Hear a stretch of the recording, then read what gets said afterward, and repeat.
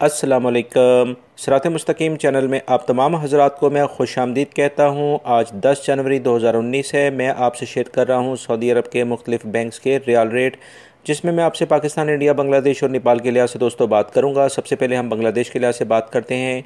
इंजाज bank आज riyal rate दे रहा है बांग्लादेश के लिहाज से 22.07, फौरी बैंक 22.02, टेलीमनी 22.04, एनसीबी क्विक पे 21.73, तहवील अल राजी 22.02, एक्सिस मनी 22.02, वेस्टर्न यूनियन 21.74 और मनीग्राम 22.12 का रियाल रेट दे रहे हैं।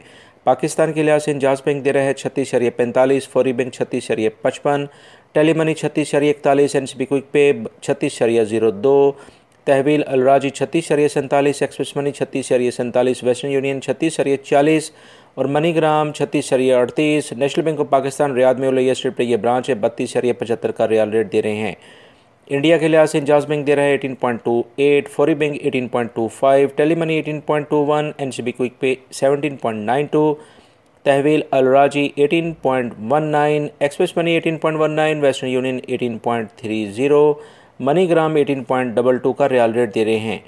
और नेपाल के लिहाज से इंजाज बैंक दे रहा है 29.35, फौरी bank 29.38, Telemoney 29.31, NCB quick pay 29.18, Tahweel Al Rajhi 29.20, express money 29.20, Western Union 29.33 और मनीग्राम 29.27 का रियाल रेट दे रहे हैं।